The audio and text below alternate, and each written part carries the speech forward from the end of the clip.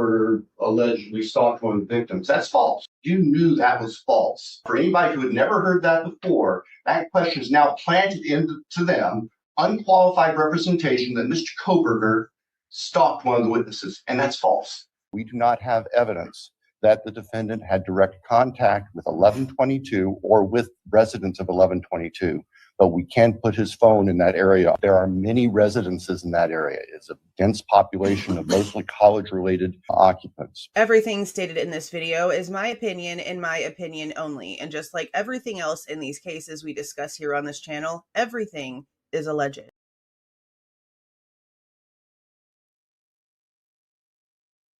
You guys, how's everyone doing? Good afternoon, good evening, good evening, good evening.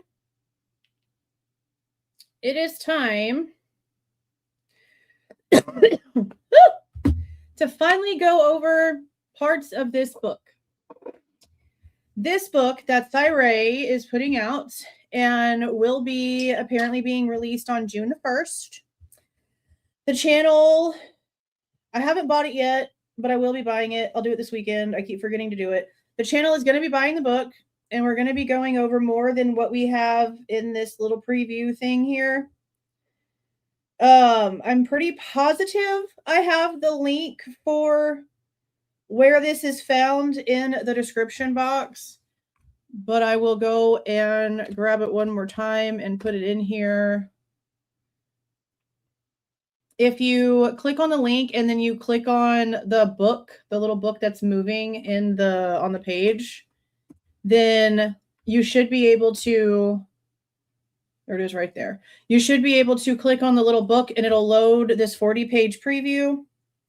The way that I did it, because I needed to be able to highlight the things that we were going to be discussing, and there's not a way for you to be able to highlight on the preview itself, is I did it like this, and I'm going to have to show this window in order for y'all to see the way that I had to notate things. And I have to, yeah, it's like $95. I don't know how much it's going to be with taxes or whatever.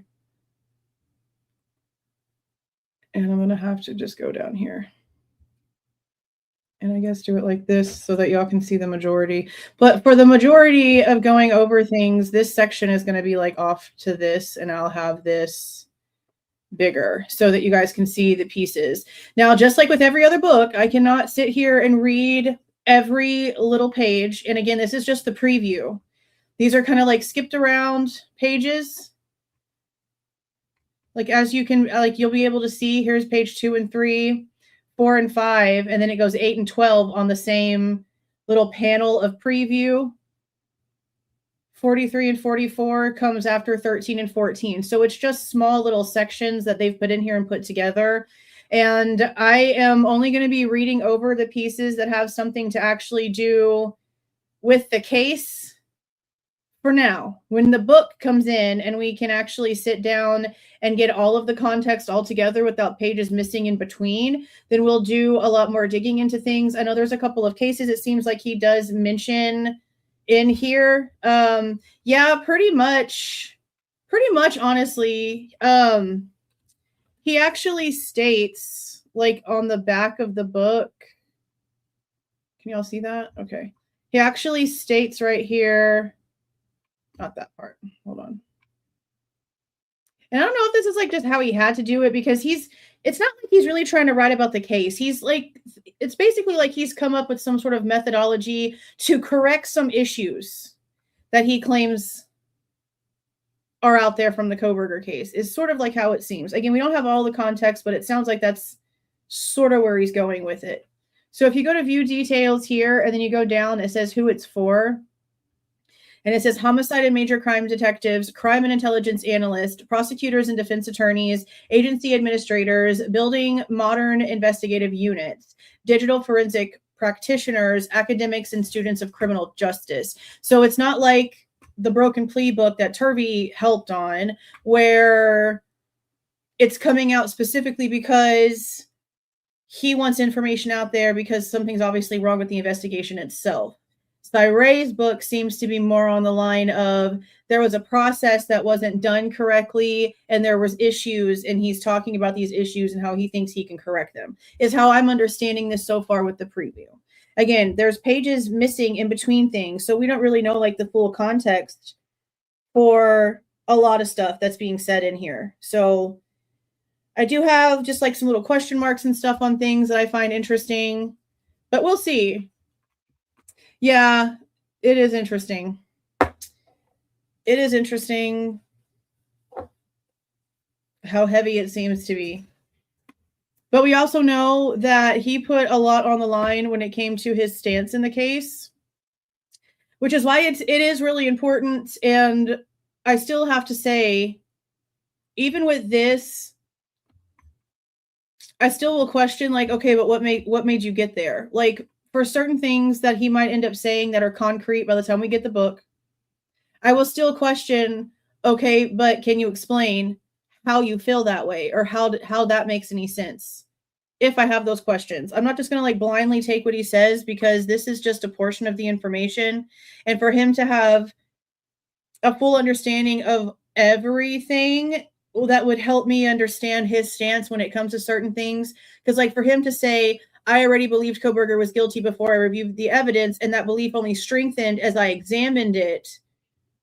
I need him to explain to me why he already believed that before he even looked at anything, and why, even though he has all these issues, and why we as even lay people and other people that are lawyers, that are doctors, that work in all these different fields, that have all of these, you know, big brains that are looking at this, we see all of these issues. We see other experts coming out and being like, hold on, we didn't actually find anything. We couldn't actually turn in anything because there wasn't anything to find. There was nothing that connected him anywhere. Oh no, look at these chain of custody issues. Oh no, look at these issues with this DNA swab. Like, there's so many problems in this case, on top of the things that were already problematic that Cyray brought to light, on top of, again, everything else. So I don't know why he would instantly have that sentiment and then state that he stayed that way when nothing else works. Like nothing connects. There's problems with almost every aspect and every department of this case. There's things that are twisted up and intertwined that don't need to be. There's things that aren't intertwined that should have been. There's all kinds of problems here. So I need more. So again, we're going to read the pieces in the book, but we need the full book in order to get the full context of everything. Because we got super excited when we got the preview for Broken Plea, and then the information started coming out and everything kind of started unraveling and backtracking, and now we've got to take hella extra precaution on stuff. But there's also no middleman here. This is coming straight from the expert that actually had the information in his hands. So that is one of the pluses of this situation every time. She was in here the whole time in between. And when she's not in here, she's with Slade, sitting on top of his computer or laying on his hands while he's playing his video games. She is insane. Is she gonna go? Okay, I think she left. She always does that. Oh my God. If she didn't get in here and like pop all the windows and everything open and go back and forth and jump straight on my keyboard, because unlike Zelda, Lipsa don't care. She's going to step on all your keys. Then it'd be different. But she's always all over the place. She's always all over the place. Okay. Yeah, it's $95. That's why, like, I completely get that, like, a lot of people aren't going to buy this book. I know a lot of people are not going to buy this book, but we are definitely going to be getting it, and we're going to be going over it the same way that we're going over this one. And if there's other cases that are brought up, then we're going to look and see what those other cases are about and see why he's bringing them up in the book, because they might be important to him, which obviously if they're in there, it's important. So let me put a banner up real quick. Okay.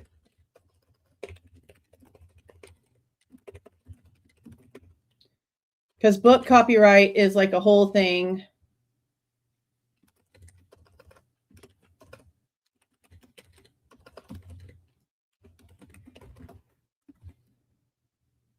And then this is Cyray. The truth line.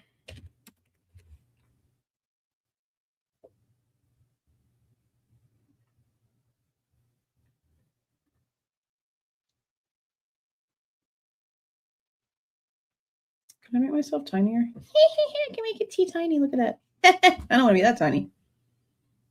You know what? Maybe I need to go up here.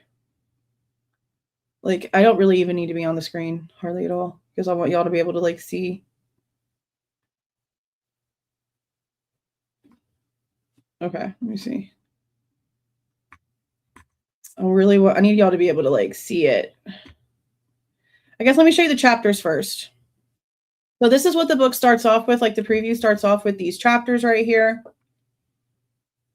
Talks about, this is the name of it, the framework of behavioral fusion. This is like a methodology he's like come up with.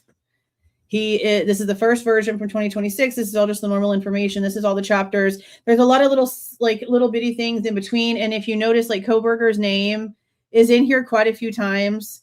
In almost every single section, there's something regarding the Kohberger case, because the Kohberger case is to him like not an example. It is literally like the start, sort of like the big bang of everything that he ended up like writing in here. But he also mentioned a bunch of other cases too. How many chapters is there altogether? 20 pages, 20 chapters altogether. And the final chapter is literally called the Kohberger summary. And it starts at page 511. We don't have anywhere near that. So there's definitely going to be a lot more information regarding the case and what his opinion is on things in the book itself, which is another reason why the channel is just going to go ahead and get it and go over it, because that's the whole point of deep diving into all of the everything. So when it comes to the first notes, it's really over here on the second page, which is technically like page 11 with the way that the preview has everything written down. I have it starting here. And he's talking about like what's at stake in the investigation, what's at stake when it comes to the way that the evidence is collected, the way the investigation is all put together, and how heavy basically everything is. And it says, years later, when the call came about Bryan Kohberger, I understand what was at stake. I had never testified for the defense in my career. That was one of the reasons why when it came to Cy-Ray, everything about what he had to say was so important to a lot of people, myself included, because this was the first time that he wasn't working for the state. He wasn't working for the prosecution. He wasn't working for the cops. He was working for the other side. And not only that, he was doing it for free. He was putting 20 years plus in all this training and all of this credentials and all of these things. He was putting it all out there to do the opposite of what he was known for. And that meant a lot. And it still does. It still does to this day mean a shit ton. And it's the same, honestly, when it comes to Bicca Barlow. She not only was someone who came in and gave expert testimony in way of the IgG and the DNA, but then she also came in as an attorney from another state because she felt so strongly about the situation. So you've got the DNA problems, you've got the car problems, you've got the phone problems, you've got all of these issues. It's not just one thing or another.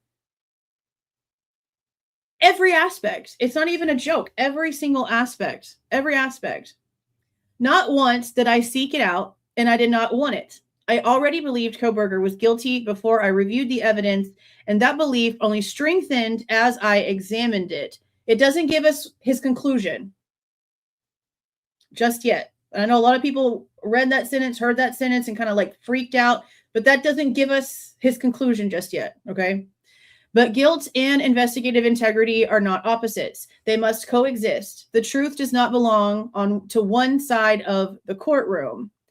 He talks about whenever he agreed to assist that he knew that what he was confronting was not a choice between sides, but a realization that inaction was no longer a defensible position. He felt like regardless of what was happening, he had to step in. He had to say something. He had to do something. He couldn't just sit there and watch whatever was happening happen, is how I'm taking that. I was defending the investigative process, not Bryan Kohberger. And it's pretty much the same thing here. We know that there is Bryan Kohberger, okay? But we were here from before there was a Bryan Kohberger, from before there was a suspect, from before 12/19 when MPD got the phone call, all the things. We've been here from the very, very beginning. And while, yes, there is a Bryan Kohberger, there is definitely another human being whose life is also being affected by this situation. What the entire basis of what everything that's going on here is the evidence.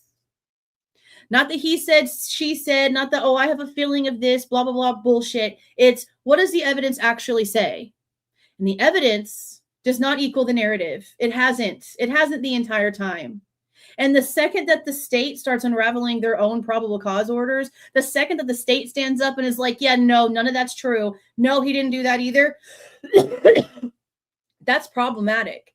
That's problematic for the entire case. And the fact that they sat there this entire time, and even at the end of the day at the plea can still sit there and have nothing. Oh, we can't put him in that area. We can't connect him to that house. Yet we're still going to do this. The evidence still, to this day, with all of this new information, all this unredacted information, still does not equal the narrative. And we are almost a year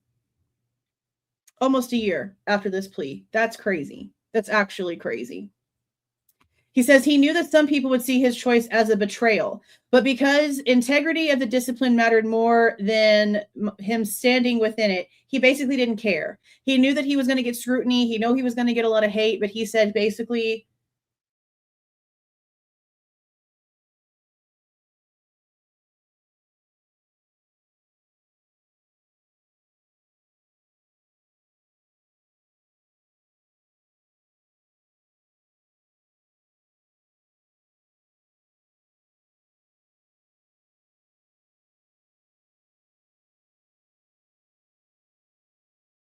night. It's not eating at you at your conscience. It's not in the back of your mind. The less you know, the better, because you're not carrying it. But he just couldn't deal with it. He said that argument is not a warning about this book. It's an admission of how little faith some have in a system that should be strong enough to withstand clarity. But that's the problem. We see the fact that the system fails at all levels. It fails from thefts to burglaries to homicides to kidnappings, to every little thing that you could possibly think of. We have nothing but hundreds of thousands, if not millions, of victims that have been re-victimized over and over again by the system, as the people that do the things that are bad just get slaps on the wrist and are able to just go on and re-victimize people all over and over again. It's very rare that the system actually gets it right. And the sad part is a lot of the times when people want to believe the system actually did get it right, lo and behold, later down the line, here comes all the bullshit. Turns out they were also full of shit, didn't do anything right. Now here we got to start all over again. It happens more than it should.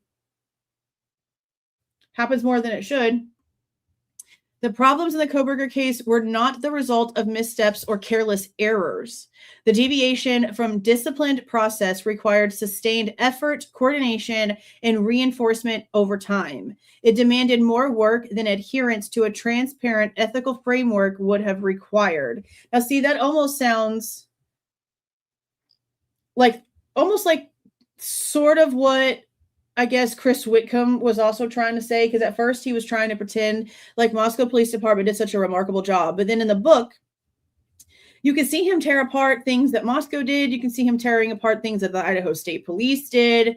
But it's like he himself over there is more like, was it accidental, or is it just because they don't have the training? Is it because they don't have the resources? Well, it almost sounds like it's the same here. It's a deviation from disciplined process, but that's also not inaccurate, because what is one of our biggest complaints? What is one of our biggest complaints when it comes to how the scene was processed from second one? Nobody was separated. The only person that they separated was Jack Ducour. And he was let to sit in the car where the freaking dispatch was on, and he could hear everything that was happening. While the two girls that were in the house that didn't call the cops for 8 hours were allowed to go to their friend's house and shower and hang out before then going down to the police station. The guy that walked in and had a knife in his hand and claimed that he went into the room and checked pulses and checked closets was allowed to go home and change his freaking pants. Allowed to show up at their convenience as a group. How is that a process for anything, again, from burglary to murder? You don't do that. You automatically separate witnesses. You don't let them huddle together. What? Process one was insane. That's like novice rookie information. And then it just went crap from there. Because it seems like they didn't write their reports when they were supposed to. And when they did write their reports, it doesn't seem like they went back in and checked their body cams to make sure that what they were writing down was accurate. It's really like they just sort of played it off memory and just didn't even care. And the sad part is what Chris says in the book. All of the real proof, all of the real evidence, the actual voices that are recorded on phone calls, the actual body cam images, that's not what gets sent to the court.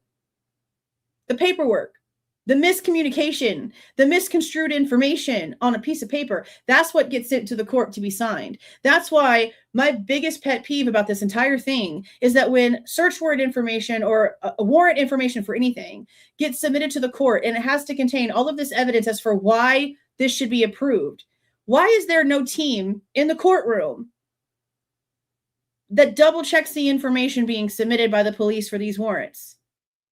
Because if they did, then they would see all these mistakes. That entire warrant for arrest, a warrant for anything when it came to this case, was complete shit. None of it stuck. None of it stuck. The only thing that stuck was that DNA was found on a knife sheath. That's it. And the only reason where we can even say that it stuck is because that's like the one thing that the defense didn't argue. But now we have this apparent handwritten note saying that the sheath was actually on the floor instead of the bed.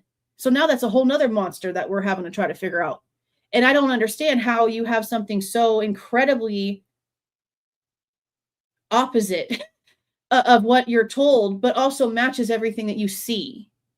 Because again, Warner doesn't have anything in the report. Nunes doesn't have anything. Nobody has anything. There's no original photos of the thing. And we see how it looks on the bed. Partially covered. You could definitely see it, especially if you were Warner. How many other processes were not done correctly, from evidence collection to things actually being sealed and having the correct chains of custody? I mean, we see those problems with almost everything in way of processes for evidence, for the 1112 King Road camera footage, for the sheath being sent off, for things that are being resubmitted. There doesn't seem to be a lot of processes that are followed. Yeah. And that was a huge argument in the very beginning. And it's obvious that she did not fight the right things that should have been fought in way of that fight. Does that make sense? Because like we're sitting here seeing all these things now. And we're like, hello, Ann Taylor, what the hell? Why didn't you use this as your argument? Because you've got this paper and this lab report and this police report and all of this evidence right here that proves there's an issue. And you fought imaginary fights. Things that the court could be like, when there's real issues, when there's real problems. Like, that's actually crazy. Actually crazy. This was not malicious. It was accidental. The danger was that it appeared strong while becoming fragile. It appeared strong because they lied. Because their entire probable cause order is a lie. That's why it appeared so strong. Because remember, when that PCA came out after Kohberger's arrest, we were still holding pitchforks. It wasn't until other information and court hearings started happening and other things started being released where we were like, hold on, something is not accurate. And we were validated in that because Bill Thompson himself called the damn probable cause order irrelevant. Same thing we'd been saying for months before he finally admitted it. Yet here we are. Here we are. Shit don't make no damn sense. Imagine a man guilty of these heinous crimes walking free, not because the evidence was insufficient, but because the process could not withstand scrutiny. Now, see, that's something else we talked about in the beginning of this. Several times was that either an innocent man was going to be put to death for something that he didn't do because they're able to lie about the evidence the way that they were in the probable cause order and bring that lie all the way to court, which it seemed like Judge Hippler was trying to let him. Or someone who was really capable of some crazy ass shit was going to be able to walk out that damn jail because they didn't do their jobs correctly. That was something that we discussed a long time ago, before everything became even more apparent. It was definitely a conversation. Now, there are statements in this book that Cyril makes that makes it seem as if he really does believe that like stupid stuff that we deem stupid in way of this case was done on purpose because of how smart Kohberger actually is. That's what it sort of sounds like here. But again, we don't have the full context And I just don't understand how you could purposely do stupid things that are so ridiculously careless, on top of also doing like all these really hella smart things. Like that kind of like rehearsal and practice would have been something that they would have had like traces of, and they don't. They don't. They admitted that in court that they don't. So that don't make any sense either. That makes no sense either.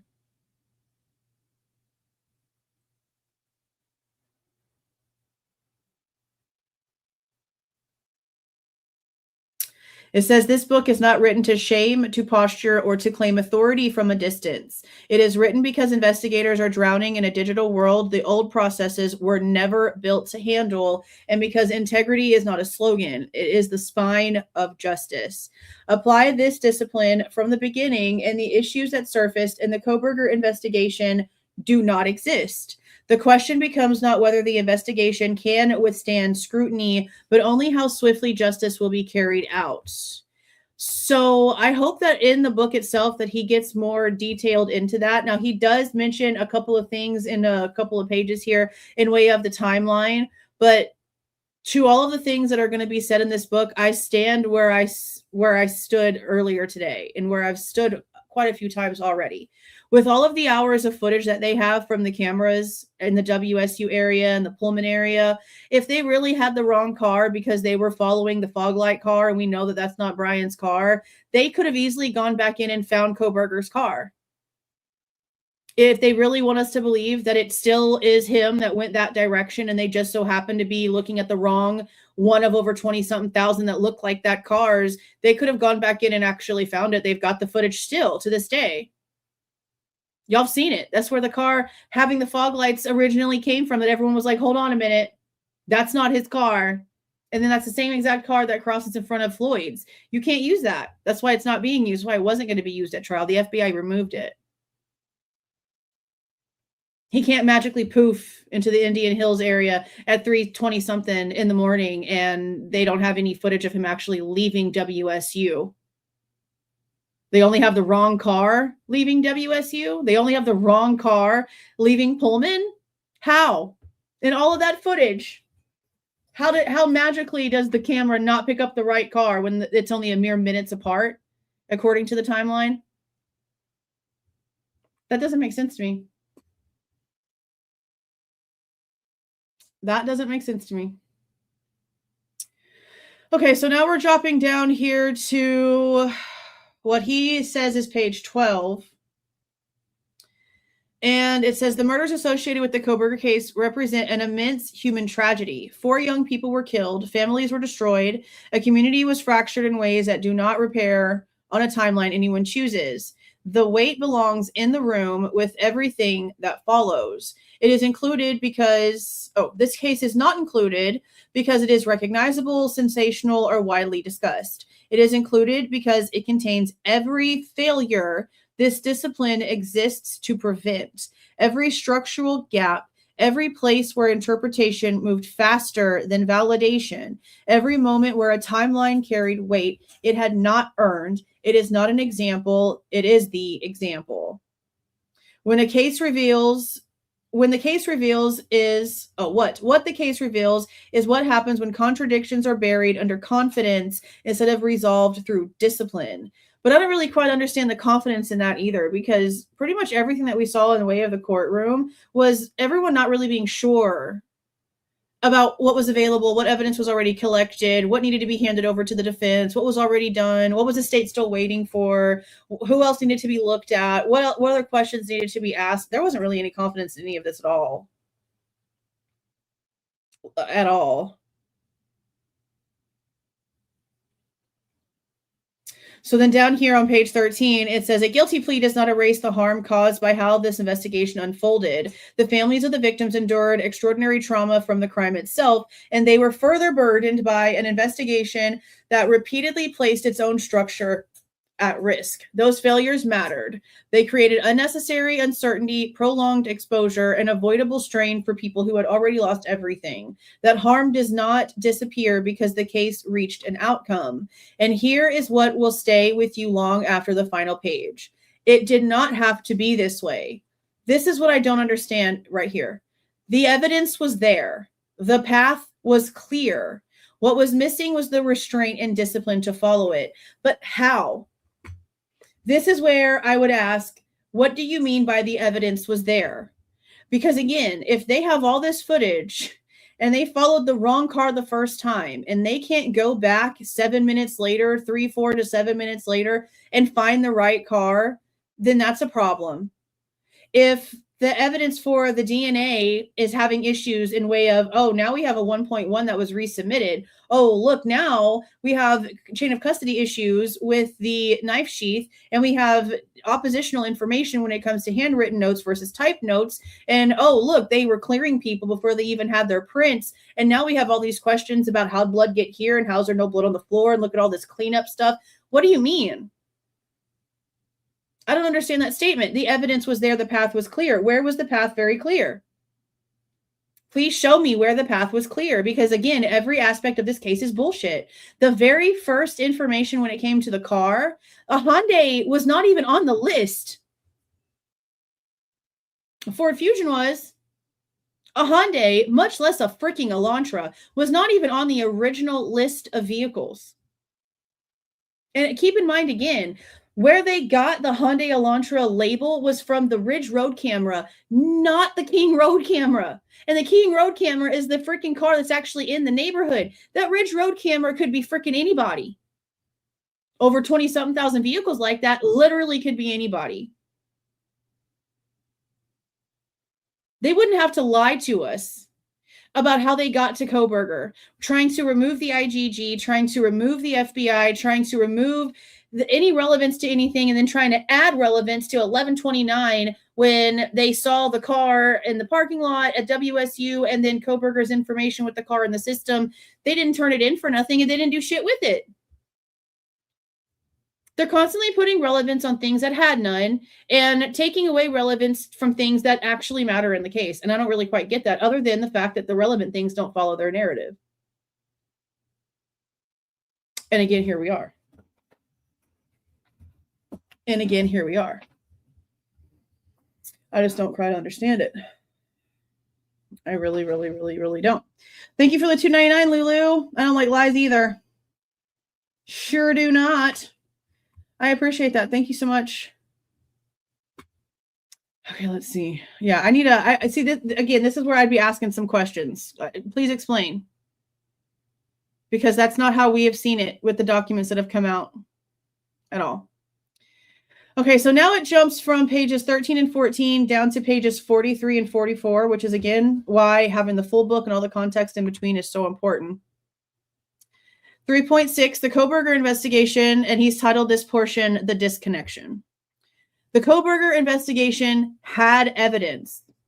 Again, please explain. Because Thompson, the lead prosecutor, stood up in court during the plea change and said, they can't put him there. They can't connect him. They can't follow him from Pullman to Moscow. So please explain. How is the evidence there? I don't understand. What it lacked was the structure to govern what the evidence was allowed to mean. And in that absence, narrative arrived before discipline ever could. Well, we do know that the whole damn thing looks extremely reverse engineered. Because again, there was no Hyundai at all that was being looked at. Everything seemed to have been added in regarding things that actually mattered to Kohberger after they had his name. Front license plate being one of them. I know that they know that we are like seeing this. Like they're not stupid. Like they know that we are watching. They know that we've been watching and we've seen it. We've listened to the court testimonies. We've seen exactly the way that they have tried to rewrite this case before it got to trial, which is why it didn't go to trial. Because I think that we're not being told the truth about what happened with the plea. I think that there's something else in the background going on there, especially with the way that Anne's acting about Turvey. There's just a lot of sketchy, shisty stuff there. The analysis that follows does not examine whether investigators reached the right conclusion. It examines what happens when no structural mechanism exists to require that evidence be reconciled before a timeline is permitted to advance. The answer demonstrated here in granular detail is that narrative fills the void, not through misconduct, but through momentum. And then he says, Bryan Kohberger can be the person who committed these murders.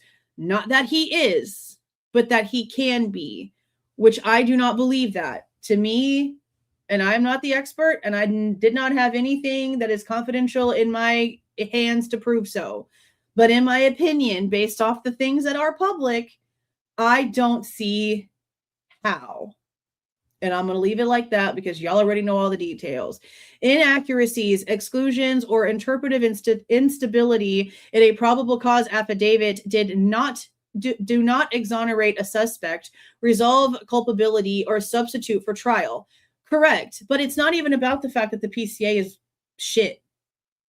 It's not even about the fact that the PCA just needs to be put in a shredder and its existence just needs to be forgotten. It's all of the actual evidence that has come out with court filings. I mean, at this point, we only bring up the fact that the PCA is so irrelevant because it's important that the PCA is irrelevant.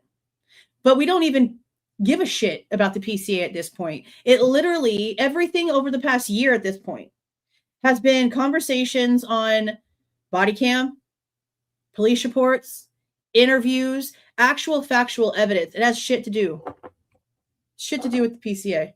Not anymore. That went away a long ass time ago. The issue is structural, and it begins with what was available and what was never required to matter. Yeah, and everybody's structure sucks. From the local Moscow Police Department all the way to the freaking FBI and all the agencies in between. There's so many things being withheld. There's so many freaking things missing. So many things that we're being lied to about, and they're all doing it.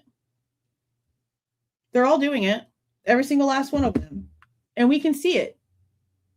And we can see where they're mixed up. We can see where things get crossed over and jumbled together. We can see all of it. I don't see how they can't. Other than the fact that for some reason, these systems don't communicate with each other. Which I don't understand why, because out of anything that needs to be communicating in full time, it needs to be these justice systems. It needs to be these law enforcement agencies. If you are a registered SO in one state, that should carry on.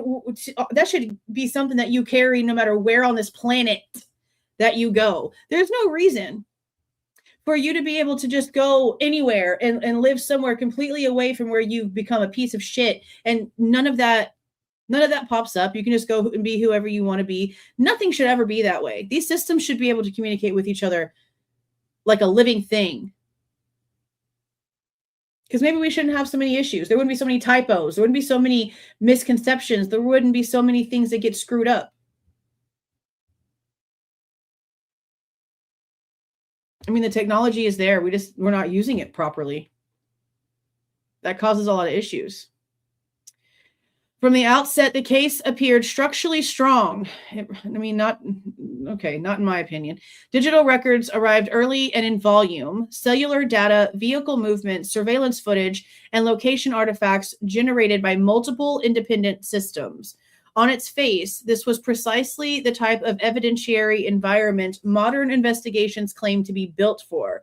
Dense, multi-source, and rich enough to reconstruct behavior across time with considerable precision. What followed reveals something more fundamental than analytical disagreements. It reveals what happens when evidence enters a system that has no mechanism to force reconciliation before conclusions are permitted to move forward. In the initial probable cause affidavit, investigators asserted that Bryan Kohberger's phone stopped reporting to the network at approximately 2:47 a.m., a condition described as consistent with the device being powered off or entering an area without cellular coverage. Heavy on the or. Okay, heavy on the or.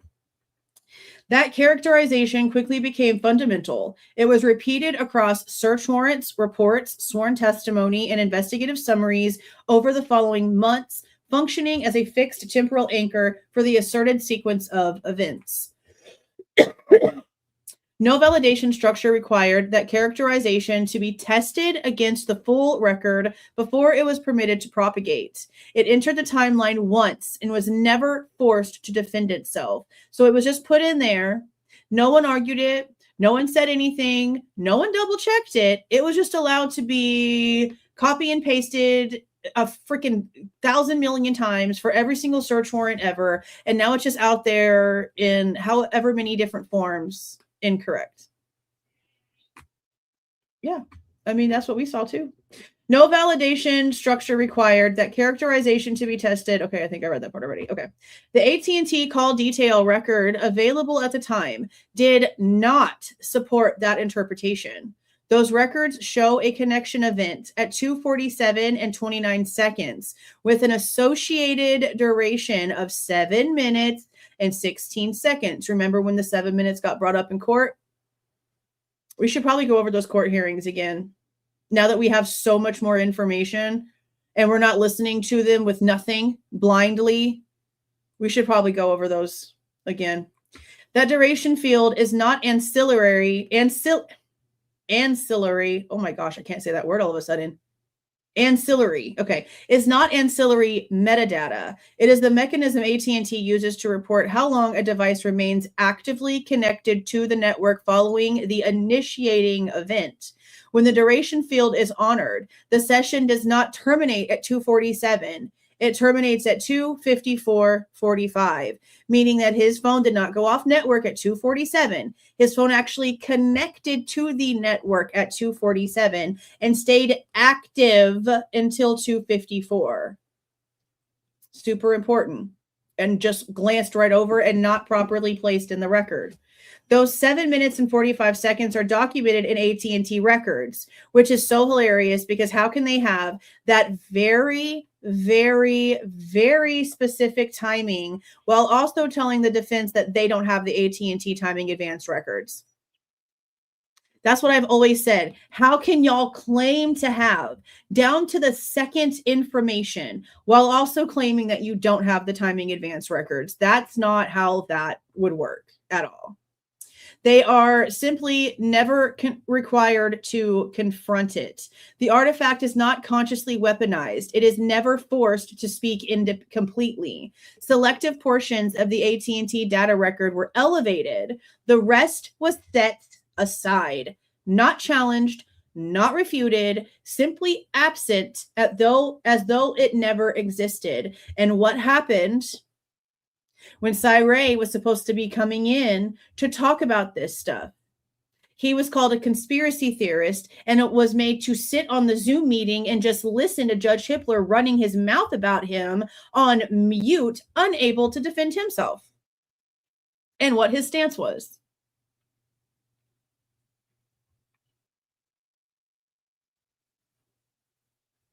So yeah, they have him going off at 2:47, and actually it's an initiated contact at 2:47, and his phone stays active in the area of his apartment until 2:54. Like I said, if they really just had the wrong timing for the car and they still wanted to try to say that it was still Kohberger's car in that area, all they had to do was go back to the cameras and look for another white car. All they had to do was go back and look again. That's just a few minutes. You've got hours upon hours upon hours. I've uploaded my version. There's even more of it. There's even more of it. How much is there left?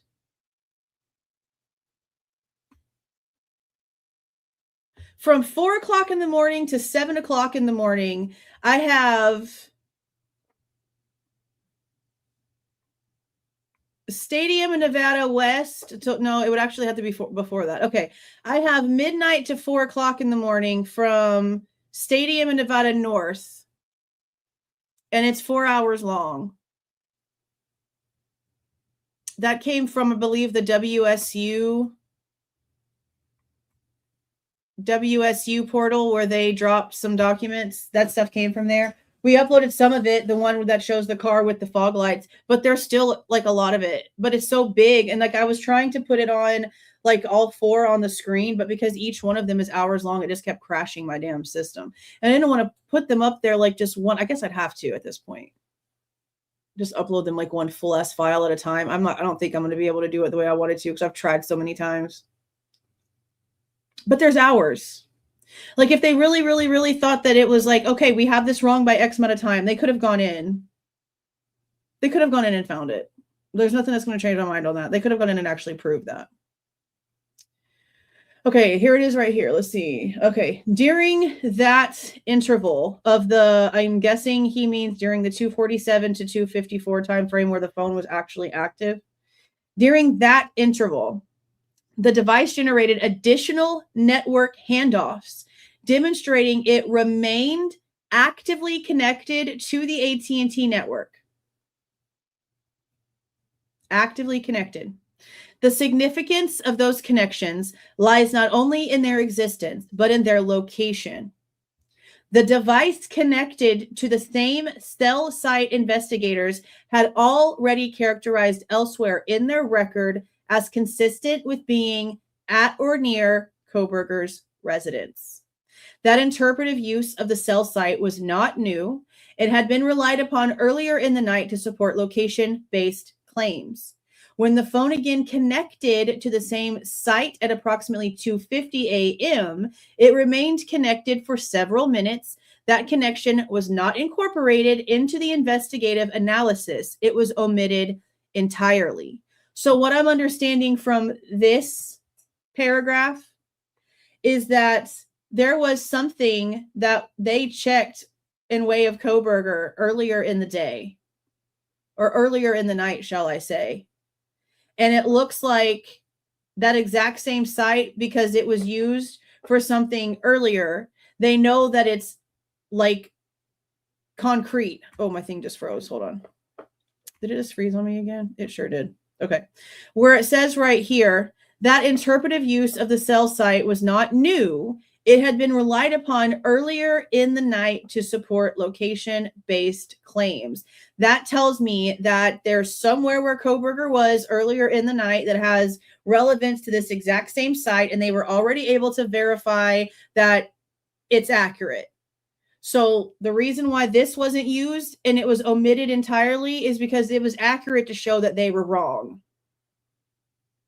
It was accurate in order to show that they were wrong when they claimed that the phone turned off at 2:47, that it's not accurate. Omitted entirely. This omission is consequential. Had the connection been acknowledged and evaluated under the same interpretive framework previously applied to that cell site, meaning if they would have worked this time frame the same way they worked the previous time frame, it would have required reassessment of the entire timeline rather than reinforce it. So if they would have done to this time frame that they're trying to say that he left and ran off to freaking Moscow, if they would have treated this time frame with the exact same due diligence that they did this other one that they were able to confirm, then it would literally have taken their entire narrative off the table and they would have had to have reworked the entire thing. But because it would have ruined what they were trying to do, because it would have ruined their narrative, because it would have destroyed their narrative, and they would have had to have completely started over, they ignored the fact that they had it wrong, and they put the information in there anyway. Sort of like Chris Whitcomb when it comes to Xana's blood being on the table, because it's not Xana's blood on the table. And he's fully aware that it's not Xana's blood on the table because he mentions in the book that Sutton changed her report. Meaning he would have known that that portion of her report had been changed. Yet he continued on with his bullshit ass narrative about Xana being attacked where he thinks that she was attacked because of his false fact about her blood being on the side of the table. MPD did the exact same thing when it came to this timestamp. The truth was ignored because it would have changed what they wanted you to believe. Same thing. Same thing. Had investigators incorporated the 250 connection into their analysis, the assertion repeated throughout every search warrant that Kohberger traveled to Moscow at approximately 2:47 would no longer be supported. And again, that's just 3 minutes. So anywhere from 3 to 7 minutes, they could have gone back in and they could have checked the cameras and they could have found if Kohberger's car actually went to Moscow. And I promise you what they did is they probably did go back in there and they probably did find his car. And instead it goes to the damn park. And that's why they haven't produced it. Just an assumption.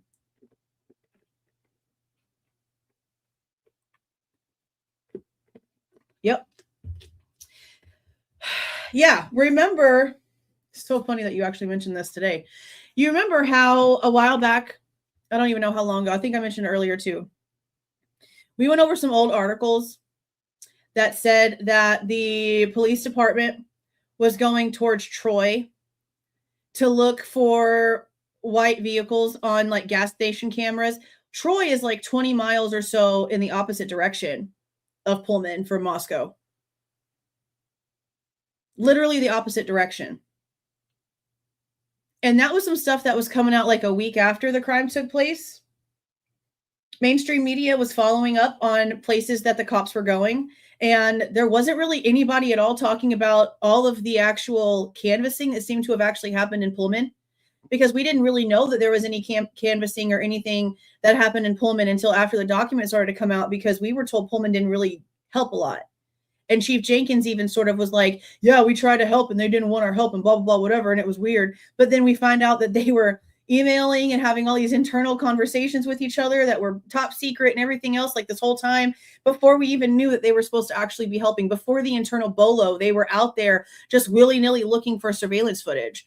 But they were also going out towards Troy, which is the opposite direction, looking for the white vehicles. So I'm like, okay, how did you trace whatever vehicle they traced? Because they didn't just go out that direction for nothing. They went out there because something made them go out there. So how did you go from following your freaking white car, your SV1, in the opposite direction of Pullman towards Troy? But then you arrest a guy in the opposite direction. And then the directions that you're telling us that your guy went is nowhere near where you were going and getting footage and having all these people at these gas stations contacting the news. Like, what were you doing over there? When did that change? Because we know they were surveilling other people. We know they were going in and collecting cigarette butts and doing all kinds of things for DNA and trying to figure out who was who and what was what and who went where. We know they were insane trying to figure shit out. And the crazy thing to me will always be the fact that they just listened to the FBI and didn't even bother to continue looking at anything else that they had already been looking at. They had a lead. They had all these things they were looking at, and they get a call and they just shelf everything. And instead of working the case that they had the way that they were working it and doing an investigation into what the feds called them for, they literally just focused on what the FBI said and put everything else aside. And that's why we have all these unknown DNAs and all these unknown male DNAs and all these unknown things and all these questions.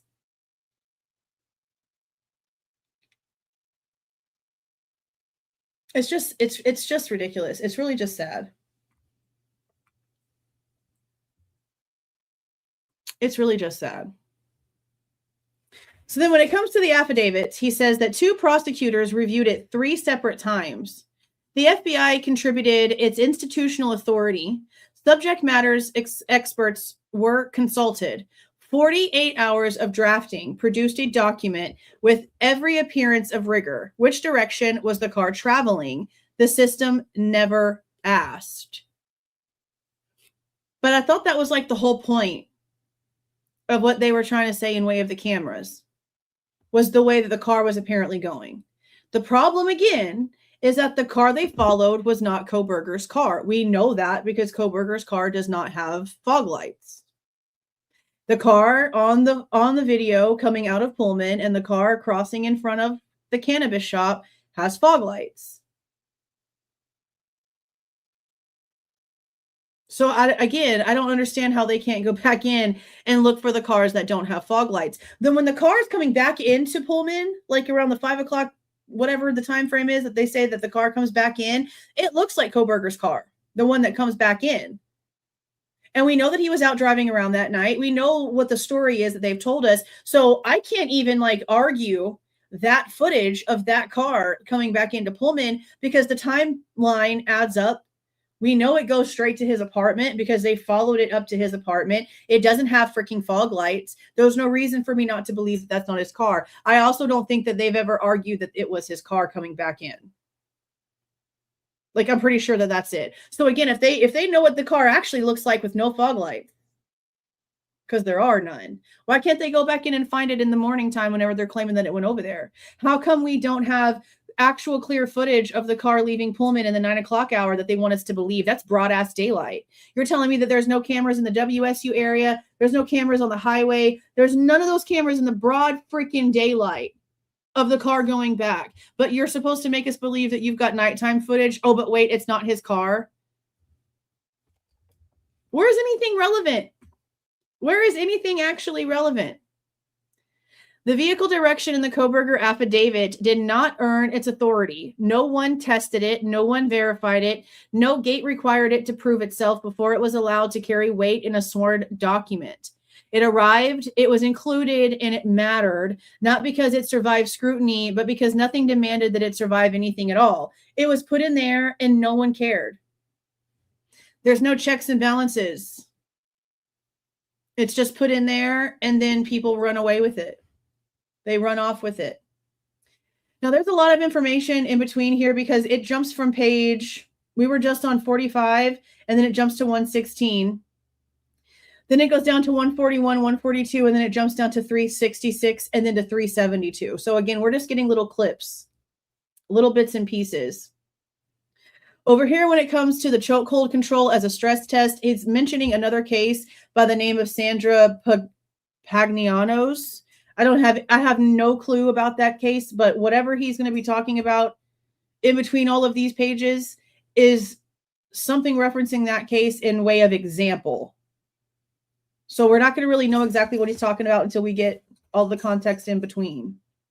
But when it comes to this choke point control and this loop thing that he's talking about how the loop never ends and what the loop test is and what the loop says, he says that the Kohberger case is not an illustration of this function.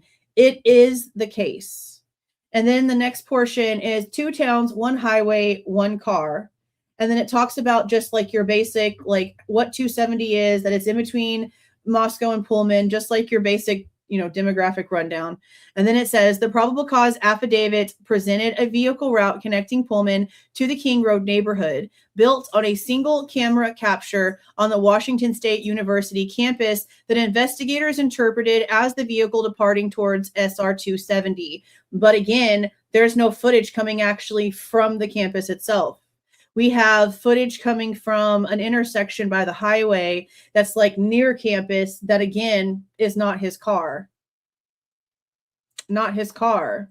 The inbound trip rested on that foundation. Coming back, again, I believe that's his, but not the outbound. The return route was different, a separate path that the affidavit treated as part of the same behavioral narrative without equivalent evidentiary support. Yeah. The route coming in is completely different than the route that they want people to believe the car took. And again, the route the car took that they want us to look at is not his car. And it's like they didn't even think about that because they wanted to try to act like it was just some sort of loop. But it wouldn't make any sense for someone to try to evade all the cameras and try to get away with everything. And they don't turn their phone off, because that's what they want you to believe, until after they leave their apartment, meaning there's a trail of you leaving your house. So why would you do that? That's completely like irrelevant and takes away everything that you were trying to do. Then you want to like be all sneaky ninja and do all these crazy things and not get caught, but you're going to go on the busiest highway where there's like places that can see you and capture you on video, because it's not just the cannabis shop or whatever. There's all these other businesses down that freaking highway, especially the closer you get to Moscow, on top of traffic cameras and stuff like that. So I don't know why they haven't produced more of that, other than the fact that it doesn't prove anything. It doesn't show what they want us to believe that it does. It's the only reason that it hasn't come out here. The question is that the choke point control reveals when it is applied to the route the investigation presented and what the investigation owed the court when the loop's answer contradicted the claim. And see, this goes from page 372 down to 380. So it's not even a continuance of the same thing. So this starts off with sort of just like talking about Kohberger a little bit and basically doing the exact same thing that the state did. He's sitting here saying that his education and the fact that he wrote some sort of crime scene paper, which is an assignment that everybody had to do in that class, makes him some sort of expert. Bryan was a doctoral student in criminology. He had spent years studying how investigations work, how offenders are identified, and how the mistakes criminals make become the evidence that convicts them. He understood surveillance infrastructure. He understood digital trails. He understood that a connected phone is a witness, so he turned it off. But did he turn it off? Do you have, like, can you show us that he turned it off? Is that something that AT&T advanced records can show, or is that something that Celebrate's going to have to show? How come no one has released to us the damn report that actually shows the phone was powered off? Because we're still heavy on the or here. No one has produced the document that actually states in the programming that the phone was powered off. Ever. And if he did go in the direction of the park, we already know from people in real world experience that you lose service out there and that your phone jumps all over the place trying to grab it. So how do we know for sure that the phone was off? I still need that report. That is not the behavior of someone who then drives the most surveilled route available straight down SR 270 through Moscow's Main Street corridor, past every operational camera the investigation's own canvas had just documented without triggering a single capture. Exactly. You want me to believe that this car drove down the highway and went through all of these busy-ass places and down Taylor to get to wherever the frick you're trying to tell us, and it's not on any other cameras that make any sense? That match? That actually match? Because again, you can't tell me that the car on King Road is this car, because the car on Ridge Road is also that car. And even though you can't connect those two and prove that it's the same car, the King Road car has to be this car because the Ridge Road car is that car. That doesn't make any logical sense. That doesn't make any logical sense. It's the same way as saying the car had to have gone this way, even though there's no cameras this way, because there's no cameras this way either, or there's no captures on the cameras this way either, but it doesn't matter that there's none over here. Logic would tell you that even though there's both ways, no capture, it had to be that way. No, they wanted it to be that way. They didn't have any proof. They have no actual proof about where this car actually went. Do y'all realize that once this car leaves the neighborhood, all they have is a phone ping that you can't even count because, again, these radiuses of these phone towers can be up to 20 miles of a radius, and you can be going north and have no service, and it connects south of you and change your trajectory. And when in reality, you're still going the same direction. There's no camera footage of this car leaving Moscow. None.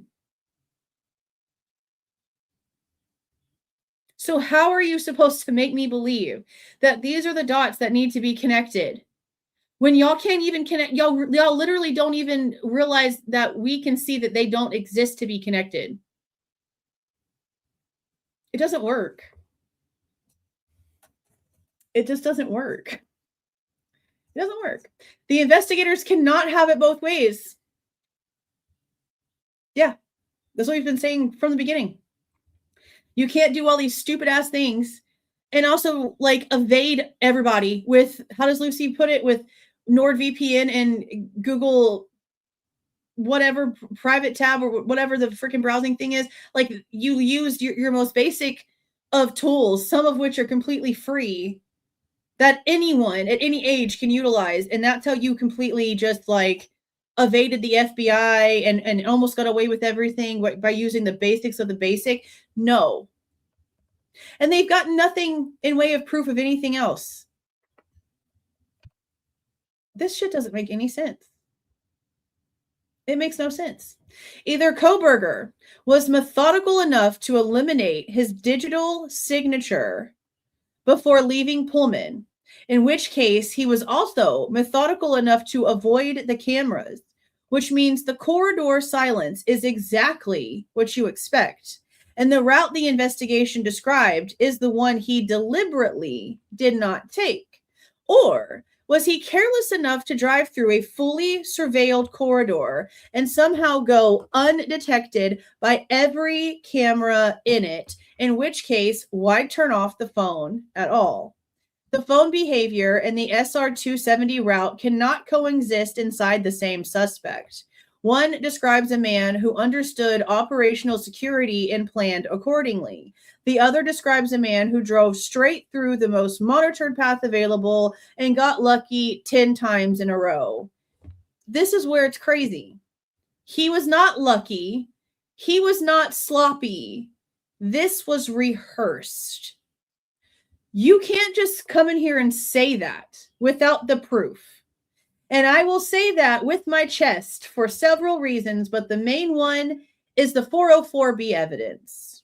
When it came to the only time that they had Kohberger actually on camera and in Moscow was for the traffic stop.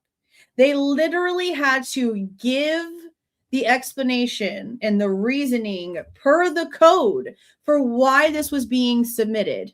And they very much stated very clearly that it was for no other purposes other than demographics, for his name, for his address, for his phone number, and for the make and model of his vehicle.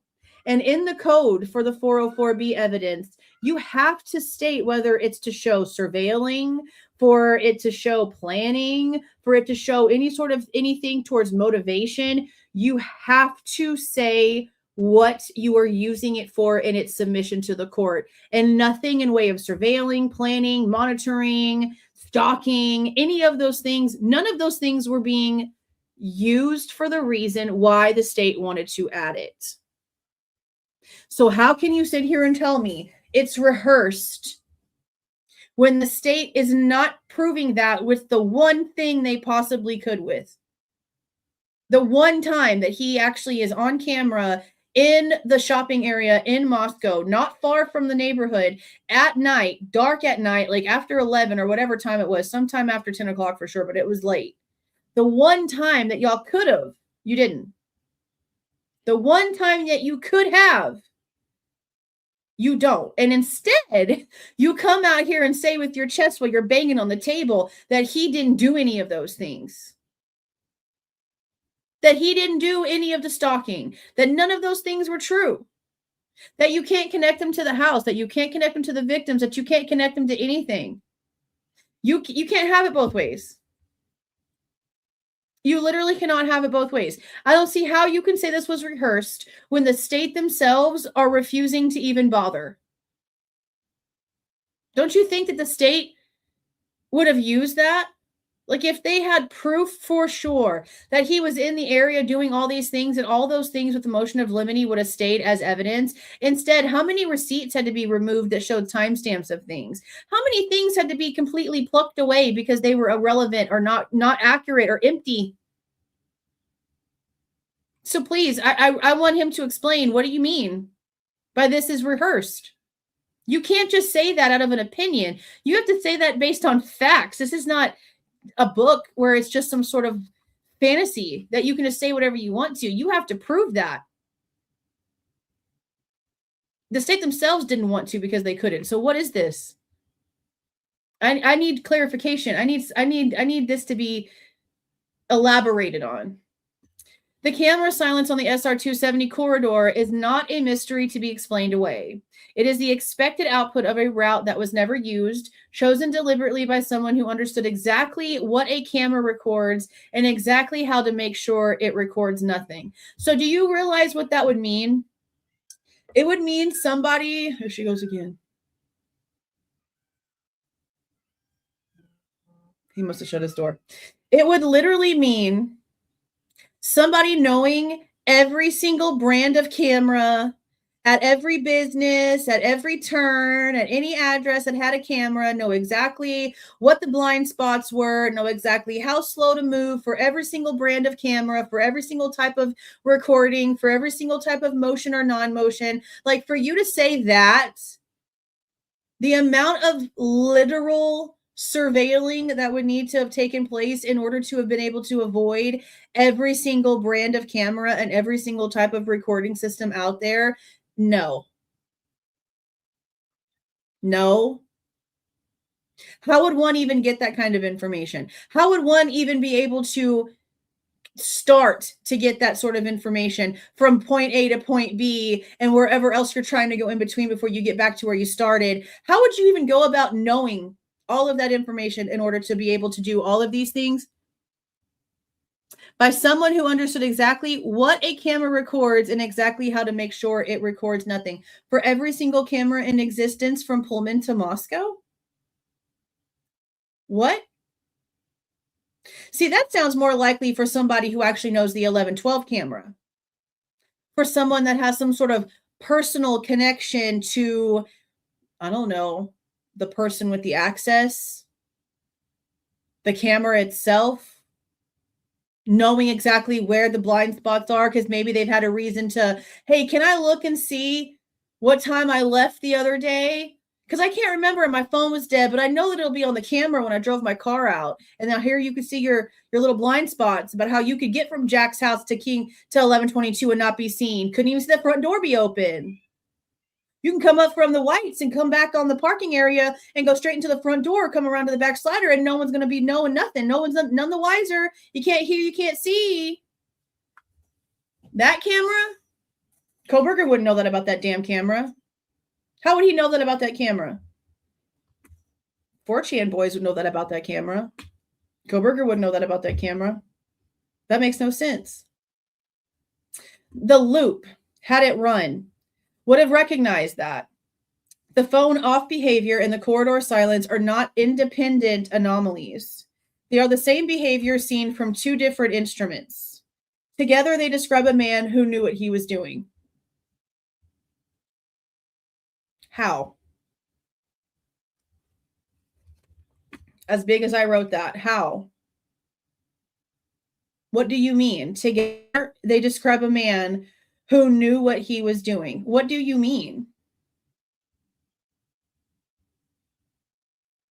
I need clarity. Make this make sense with more than just your opinion based on what exactly? Because again, this isn't just the cameras. This is not just the cell phone. This is a million other things. How does this make any sense? 3 tests, 1 answer. Each test stands alone. The first camera does not show a departure. The 9-minute gap to Floyd's is physically impossible from the position the investigation's own data recorded. The surveilled inbound corridor between Floyd's and King Road recorded nothing. But we also know that the Floyd's cannabis car is not Kohberger. And Taylor said that in court way back in like the very beginning when everybody was still over in Latah County, I believe. And then the video comes out and lo and behold, that damn car has fog lights. And was right. It's not Kohberger's car. Any one of these caught early changes the trajectory of the investigation's route narrative.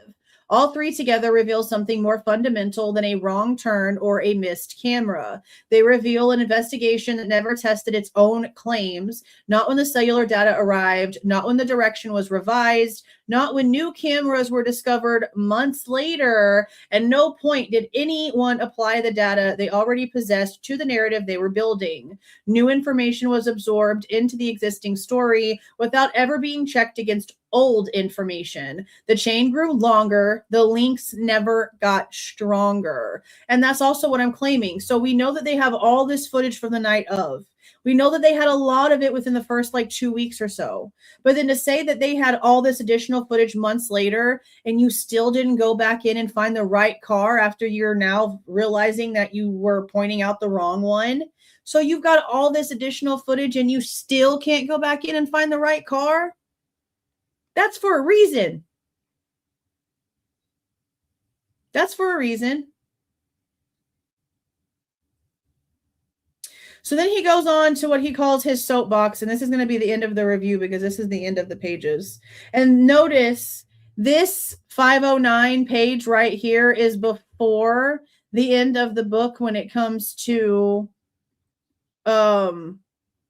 how page 511 is the, trying to get out of the way of the page, how page 511 is like where the Kohberger summary or whatever actually starts.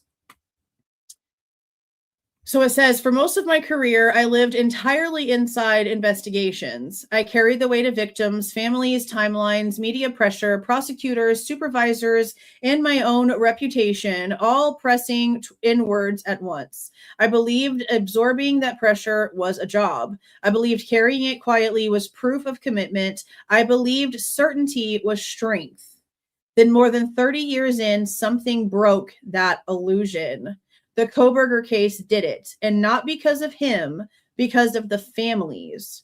For the first time in my career, I stood on the other side of the courtroom and felt what investigative structure looks like when it's absent, opaque, and defended instead of explained. I watched families try to orient themselves inside a system that spoke confidently but could not clearly show its work.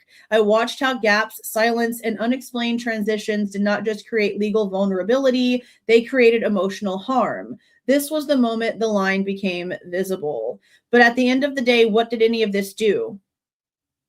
Because he talked for the defense that the families hate him. So he can say all day long that he did this because of the families. They don't like him. The Goncalveses especially don't like him. So that sucks to sit here and say that they're the reason for you putting like your entire career on the line, basically, and you know that they hate you. That's sad. It's sad that that's his sentiment, and that's the truth about how we know that they feel about him.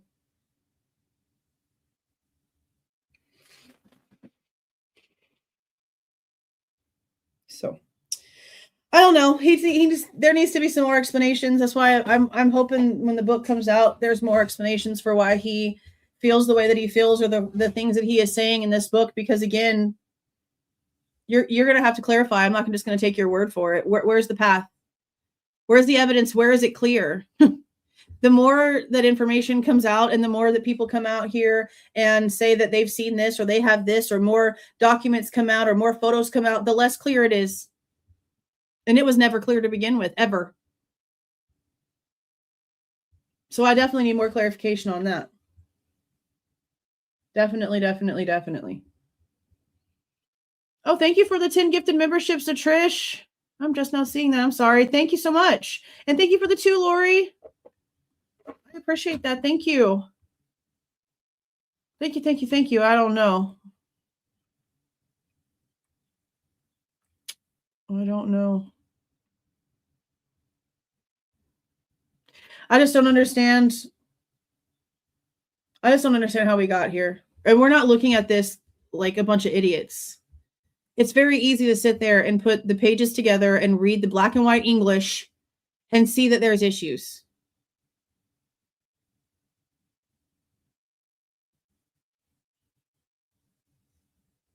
And then you also have to think, like, even though like there's certain things being said in this book, Cyrey still came out and put his entire like reputation on the line because of what was happening in this case. Turvey is coming out here and talking about things that he has seen and questioning things that he has seen and wondering how the hell we got here just like we are. And they're both experts for the defense.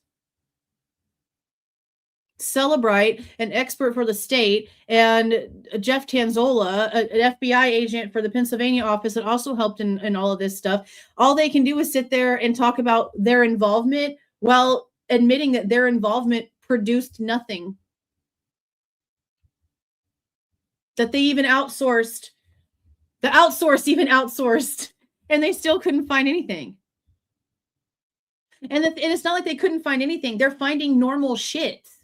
They're finding things that don't really paint him in the light that they want him to look. He has a close relationship with his parents. Who gives a shit? Like, literally, who gives a shit? My 8-year-old came in here the other day, And he's called me mother. And I was like, why do you call me that? And he said, well, something about how like calling you mommy is like makes him sound like a baby or something like that. Let me see if I can find it and I'll just like play the audio from it. Because it's something that we've been talking about for a while. And I'm like, all of my kids do that. Every single one of my kids will come in the room and be like, hello, mother. Or what are you doing, mother? Mother. Like, it's just a thing. Okay, here it is right here.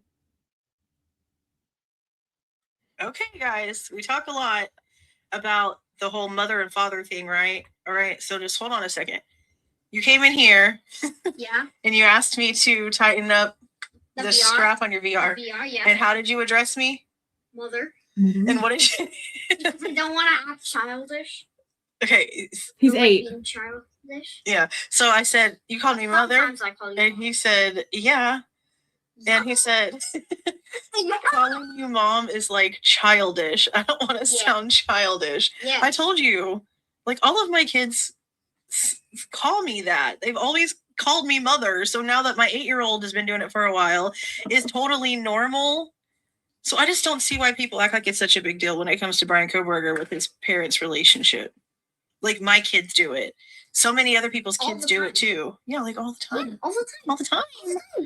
Every time you need to ask me something, it's either mom or mother. Yeah. Now, what did you say about mom? Call it Childish. Why do you think it sounds childish, though? Mm-hmm. Mommy, maybe, but not Yeah. mom. I don't think you ever called me that. Yeah, I've never called you that in what I am right now. Yeah. I don't think you ever called me mama either. Maybe whenever you were like little bitty bitty, but I think it's always been mom or mother. Yeah. But you do just like come in the room all the time. Mother. Oh, mommy. Okay, bye. Oh, mommy. Bye. Yeah, I never posted that, but I meant to post it. He doesn't have him in it. It's just like my face. He's standing next to the bed and we were just talking. It was like, I don't know, like 2 weeks ago or so. But yeah, he's just always called me that. He's always called me mother ever since he's gotten like to a certain age because he's always heard my big ones call me that. And they only do it like they do it out of like just some sort of like sarcasm thing. It's just like, who cares? And the fact that people make such a big deal about that and like no contacts in the phone hardly, like I don't either. I don't like humans. I'm not a people-y person, okay? I have important people in way of like businesses and things for like the kids and like 4 family members. I don't talk to people. I don't do humans. Ew, cooties. I don't do it. So I don't understand. And this is coming from somebody who, again, does not have a good relationship with their parents. Like me and my dad, like hang out and stuff, but it was not okay whenever I was younger, it was really rocky. Now me and my sister are both no contact at all with my mother. Literally both of us, no contact with her. I don't talk to anybody else. Check on my grandpa sometimes. There's no, like, nah. Like I don't see the big deal with having very selective people in your life and setting boundaries and being close to the people that you want to be close to and not having a whole bunch of people just in your roster. I don't see the problem. I don't see the problem. And they take with this seemingly normal, like close-knit family and they make it sound horrible. That's sad. That's really sad. And that's, again, coming from somebody who doesn't have a good relationship like that, is not super close to people, for them to be trying to demonize and villainize a close relationship, not just between Kohberger and his mom, but his father too, like just collectively. Like, that's crazy. That's crazy. Wild. That's funny. I'm close to Lucy from afar. Yeah, very selective. Yeah, I mean, I have to, especially after everything that me and the kids have gone through and where we moved to and like how selective and isolated that I knew we needed to be for our healing and our growth for things. Hell yeah, I'm not jeopardizing none of that. It's staying tiny. Teeny tiny.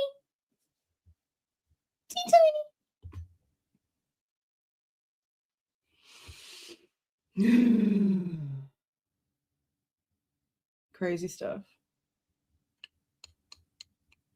But yeah, the channel's gonna buy the book. We're gonna go through it, all of it, the way that we are broken poop over here. Damn book. This book is so annoying because it has like information in it that I am definitely digging into and I want to prove that it's real, but then the damn stuff that he gets in there wrong is just so not fair. It takes away all of the like, holy shit, can you believe this?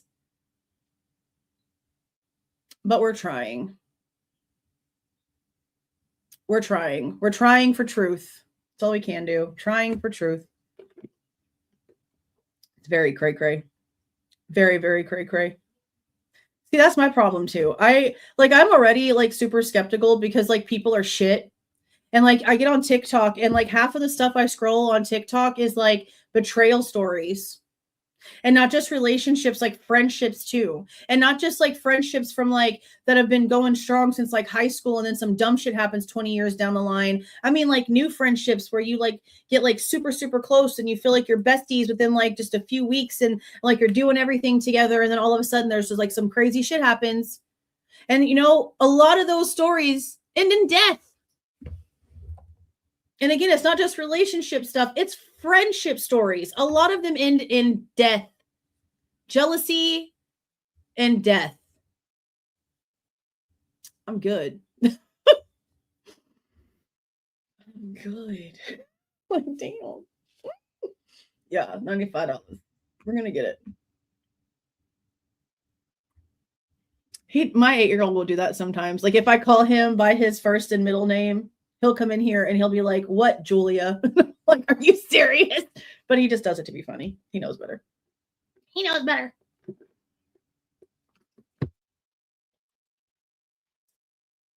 Oh, thank you.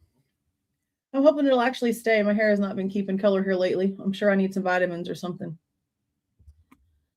Yeah, see, and that's what's kind of been annoying me with some of the comments because like literally like, okay, in the review we did of the chapter where he's talking so much about Xana's blood being on the side of the table and he admits in the book and I pick up the book and I show you the page where he says that she amended her report and he just keeps on with the bullshit and I prove that he had to have looked at the amended report where she is very specifically in great detail, specifically mentioning how State F is not Xana. And he continues on with the bullshit. There's still people in the comments as I'm showing the proof.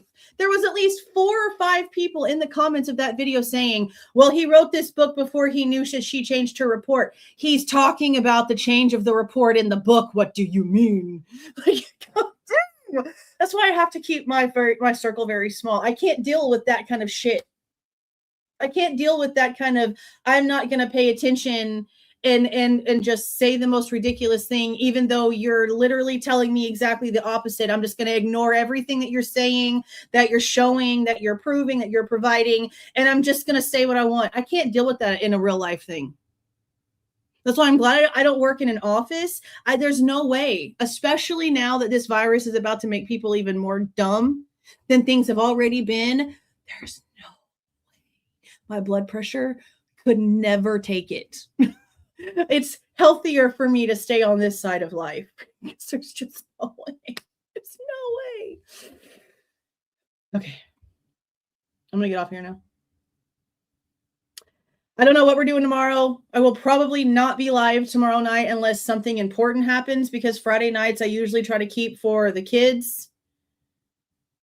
So I might post something in the morning, maybe something early afternoon, but I probably will not be live unless something pops off. And then if I do, it'll be earlier in the afternoon. But I don't think anything is going to happen. Let me see if there's been any updates to the case summary. Because, you know, we're still waiting on things to be unsealed. No. Has not touched since the 15th. But we are going to take time over the weekend to get caught up on the EWU lawsuit. I forgot Sunday was Mother's Day. So you can scratch what I said yesterday about doing the Gypsy Rose live this Sunday, going over Nick Godejohn's interrogation tapes, because we're going to wait. I'm not going to do a live on Sunday because I know that the majority of y'all are going to be off doing stuff. And so I don't want to do a live on Sunday. So we'll just hold off and we'll start that back up the following Sunday, and I'll just go ahead and start scheduling that stuff out. I think I'm not going to schedule stuff out a week ahead anymore because the notifications don't happen the right way. Like they don't really notify you before the live. They sort of notify you when I've like scheduled it. So I think I'm just going to wait and start scheduling them maybe like a day before at the most so that it doesn't just like sit there. I try to be more organized, but it really sort of backfired a little bit in way of notifications. But they also just changed a bunch of stuff with the notifications too. And I haven't had the time to watch the YouTube video that they put out about the notification updates. Because I know at this point, like 3 within 24 hours is basically as much as it'll let you do in way of like posting videos before it won't send any more notifications out to people. Which sucks, if you're trying to be consistent and put more information out there and talk about more cases than just one and like be variety, it really sort of like backfires on you. The more consistent and more that you try to put out, the less it'll like send it out to people, the more it'll suppress the notifications, which is so stupid. But we try. All right, guys, I'm going to go ahead and get off of here. Thank you so much for being in here with me tonight and going over this book. I think y'all joined earlier today during the Lakeland interview, but thank you so much for joining. Thank you for the super stickers and the super chats. And again, thank you so much for the gifted memberships. You guys have a super, super great night. Try to get some sleep. You might see me tomorrow. You might not. You definitely will not see me tomorrow night, but we'll see what happens during the day. Y'all try to get some sleep. I'm going to go ahead and close all of this out.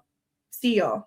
If you like the way that I present this information and give my opinion, please don't forget to leave a like on the way out. Subscribe to the channel if you have not subscribed already. And please don't forget to make sure that the notification bell is set to all so you don't miss any of my rants, reviews, reactions, updates, or deep dives.